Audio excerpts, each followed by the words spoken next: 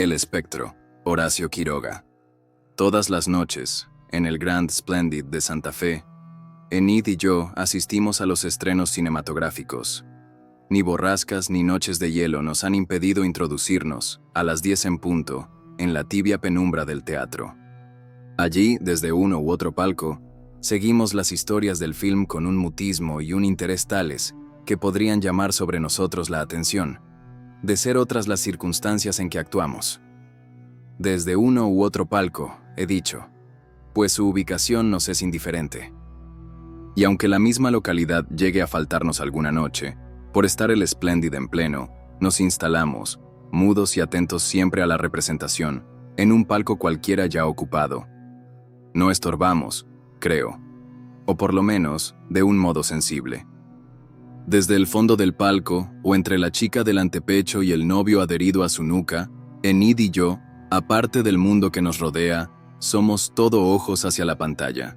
Y si en verdad alguno, con escalofríos de inquietud cuyo origen no alcanza a comprender, vuelve a veces la cabeza para ver lo que no puede, o siente un soplo helado que no se explica en la cálida atmósfera, nuestra presencia de intrusos no es nunca notada. Pues preciso es advertir ahora que Enid y yo estamos muertos.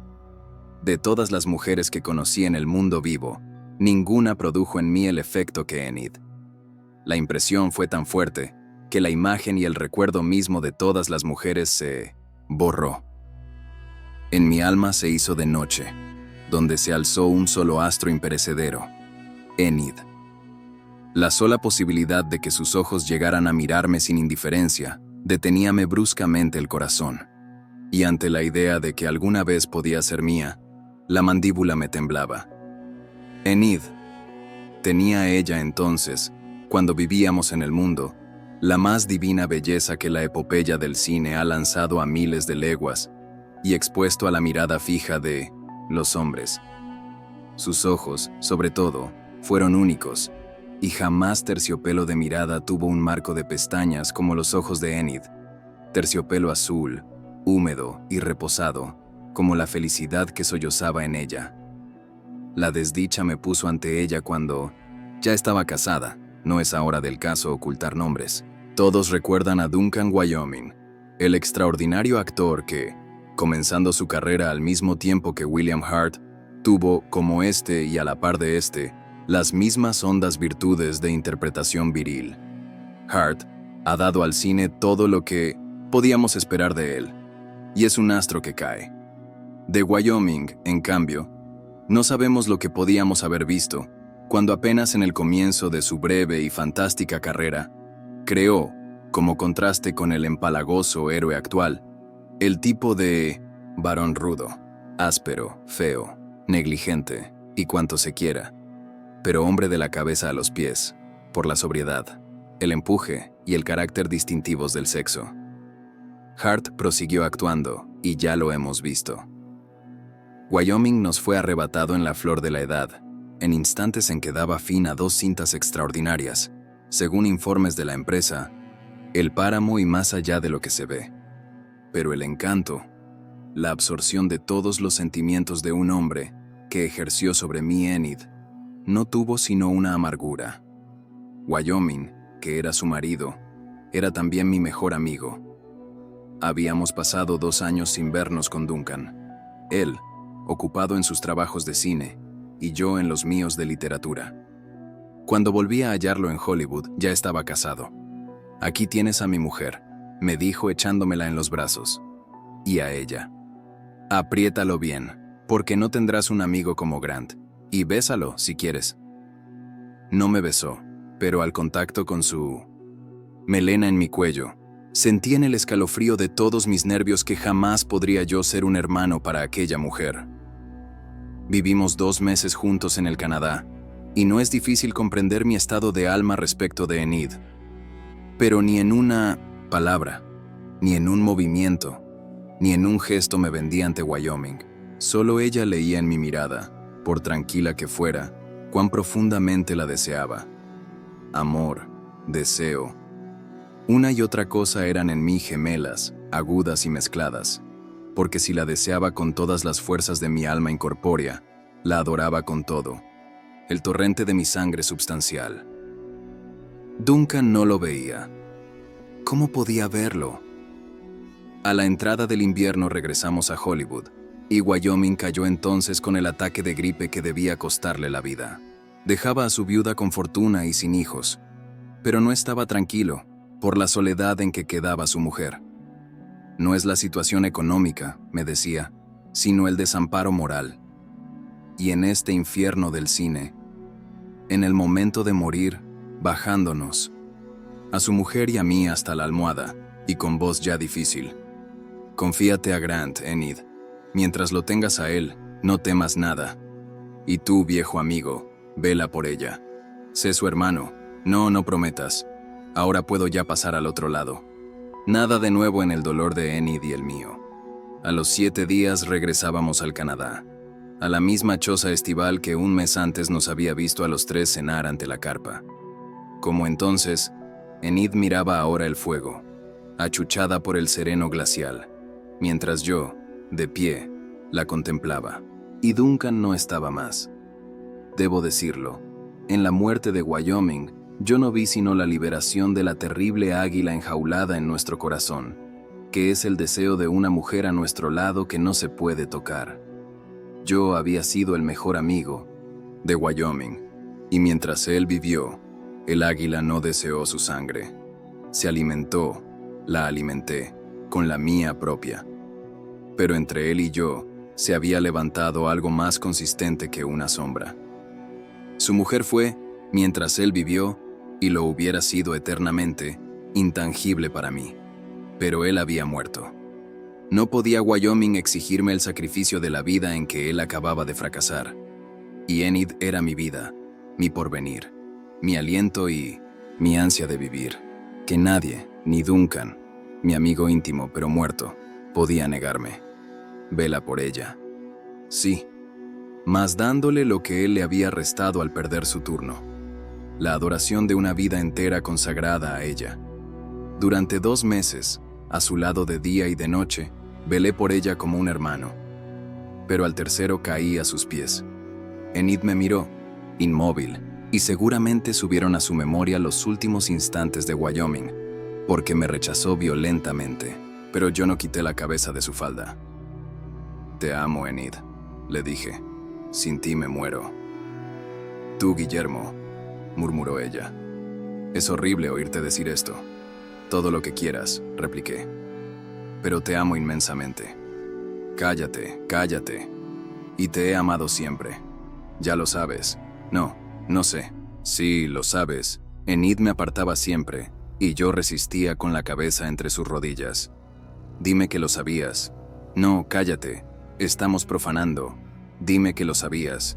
Guillermo, dime solamente que sabías que siempre te he querido. Sus brazos se rindieron cansados, y yo levanté la cabeza. Encontré sus ojos al instante, un solo instante, antes que Enid se doblegara a llorar sobre sus propias rodillas. La dejé sola.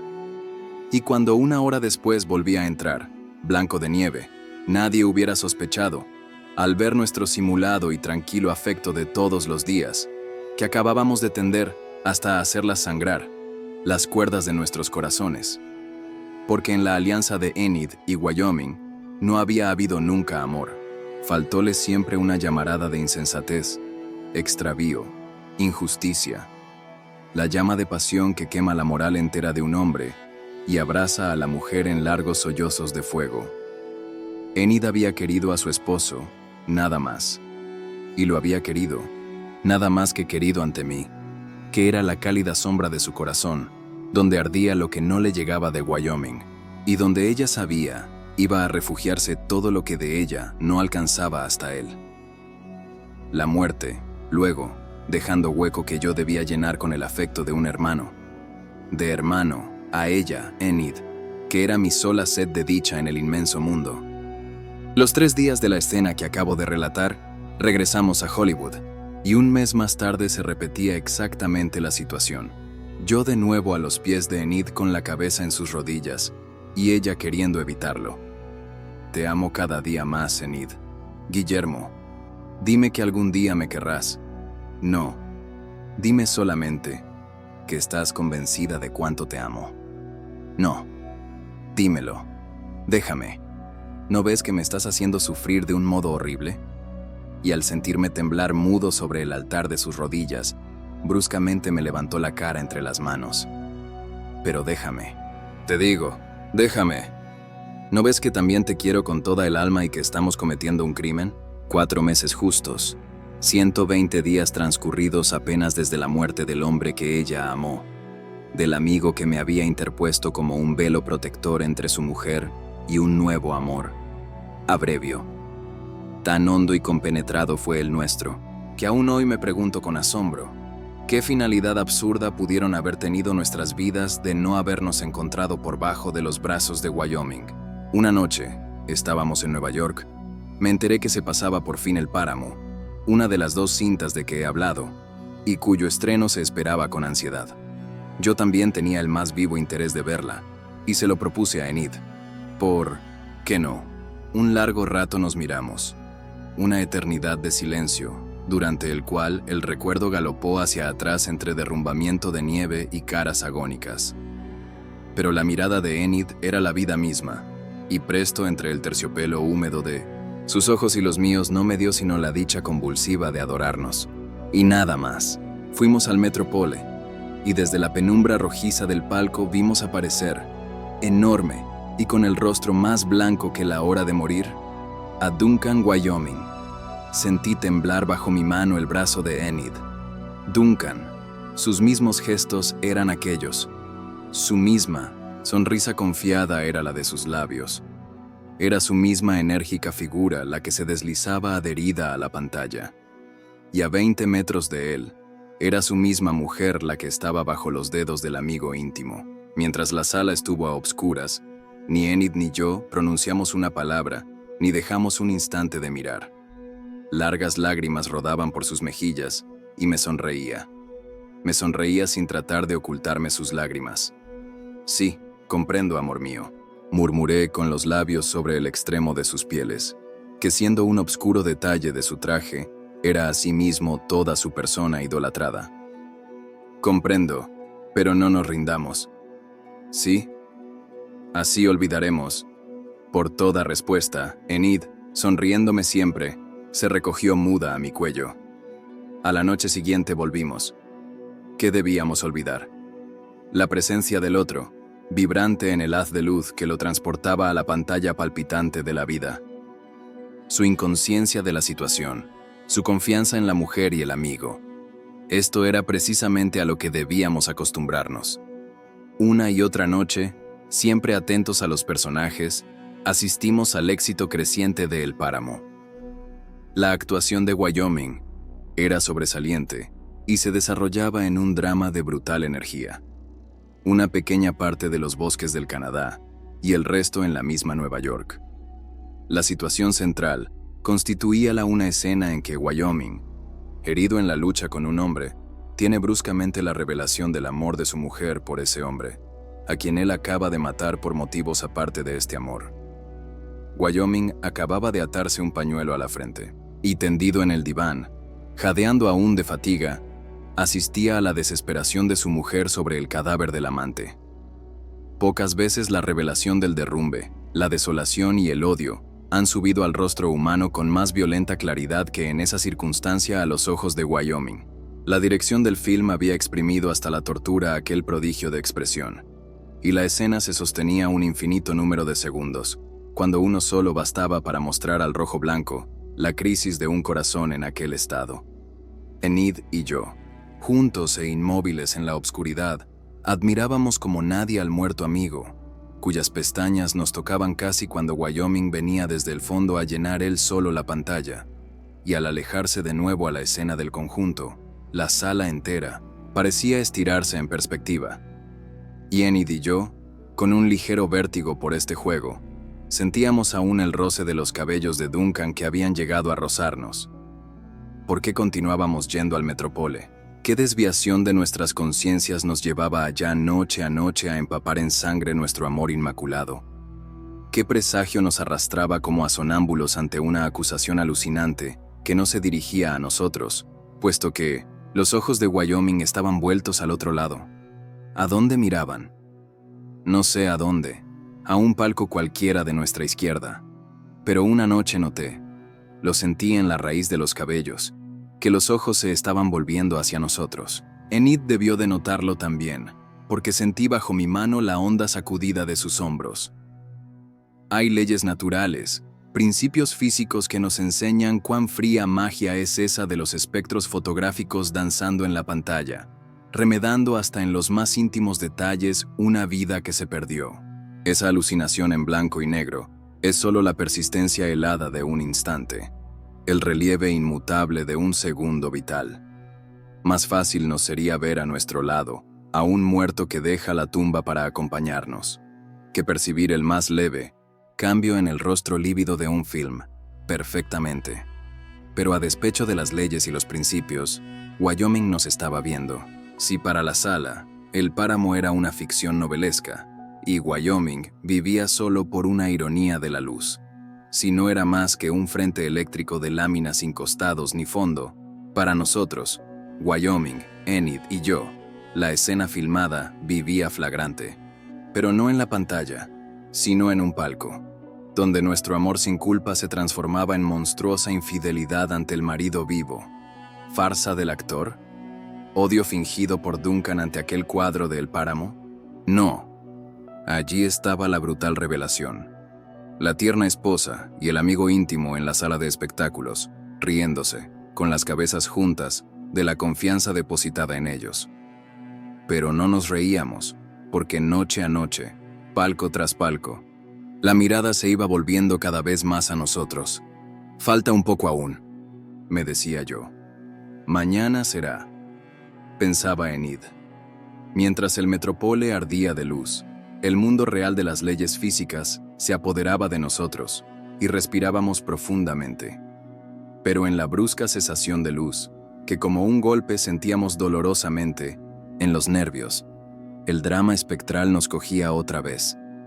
A 1000 leguas de Nueva York, encajonado bajo tierra, estaba tendido sin ojos Duncan Wyoming, mas su sorpresa ante el frenético olvido de Enid, su ira y su venganza, estaban vivas allí, encendiendo el rastro químico de Wyoming, moviéndose en sus ojos vivos, que acababan, por fin, de fijarse en los nuestros. Enid ahogó un grito y se abrazó desesperadamente a mí. «Guillermo, cállate, por favor. Es que ahora acaba de bajar una pierna del diván». Sentí que la piel de la espalda se me erizaba, y miré. Con lentitud de fiera y los ojos clavados sobre nosotros, Wyoming se incorporaba del diván. Enid y yo lo vimos levantarse, avanzar hacia nosotros desde el fondo de la escena, llegar al monstruoso primer plano. Un fulgor deslumbrante nos cegó, a tiempo que Enid lanzaba un grito. La cinta acababa de quemarse. Mas, en la sala iluminada, las cabezas todas estaban vueltas hacia nosotros. Algunos se incorporaron en el asiento a ver lo que pasaba. «La señora está enferma. Parece una muerta», dijo alguno en la platea. «Más muerto parece él», agregó otro. «¿Qué más?» Nada, sino que en todo el día siguiente Enid y yo no nos vimos. Únicamente al mirarnos por primera vez de noche para dirigirnos al Metropole, Enid tenía ya en sus pupilas profundas la tiniebla del más allá, y yo tenía un revólver en el bolsillo. No sé si alguno en la sala reconoció en nosotros a los enfermos de la noche anterior. La luz se apagó, se encendió y tornó a apagarse, sin que lograra reposarse una sola idea normal en el cerebro de Guillermo Grant, y sin que los dedos crispados de este hombre abandonaran un instante el gatillo. Yo fui toda la vida dueño de mí. Lo fui hasta la noche anterior, cuando contra toda justicia, un frío espectro que desempeñaba su función fotográfica de todos los días, crió dedos estranguladores para dirigirse a un palco a terminar el film. Como en la noche anterior, nadie notaba en la pantalla algo anormal, y es evidente que Wyoming continuaba jadeante adherido al diván. Pero Enid entre mis brazos, tenía la cara vuelta a la luz, pronta para gritar. Cuando Wyoming se incorporó por fin, yo lo vi adelantarse, crecer, llegar al borde mismo de la pantalla, sin apartar la mirada de la mía, Lo vi desprenderse, venir hacia nosotros en el haz de luz, venir en el aire por sobre las cabezas de la platea, alzándose, llegar hasta nosotros con la cabeza vendada.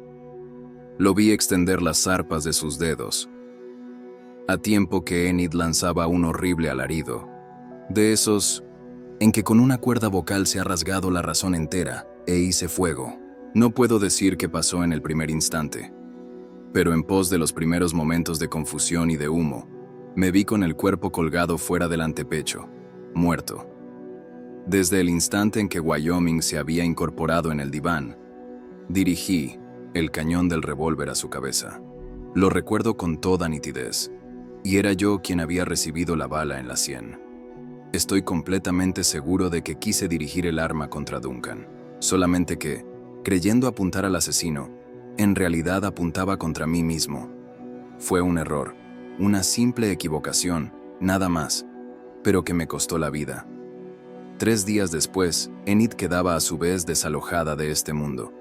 Y aquí concluye nuestro idilio. Pero no ha concluido aún. No son suficientes un tiro y un espectro para desvanecer un amor como el nuestro. Más allá de la muerte, de la vida y de sus rencores, Enid y yo nos hemos encontrado. Invisibles dentro del mundo vivo, Enid y yo estamos siempre juntos, esperando el anuncio de otro estreno cinematográfico. Hemos recorrido el mundo. Todo es posible esperar menos que el más leve incidente de un film pase inadvertido a nuestros ojos. No hemos vuelto a ver más El Páramo. La actuación de Wyoming en él no puede ya depararnos sorpresas, fuera de las que tan dolorosamente pagamos. Ahora nuestra esperanza está puesta en más allá de lo que se ve. Desde hace 7 años, la empresa filmadora anuncia su estreno y hace 7 años que Enid y yo esperamos. Duncan es su protagonista, pero no estaremos más en el palco, por lo menos en las condiciones en que fuimos vencidos. En las presentes circunstancias, Duncan puede cometer un error que nos permita entrar de nuevo en el mundo visible, del mismo modo que nuestras personas vivas, hace 7 años, le permitieron animar la helada lámina de su film.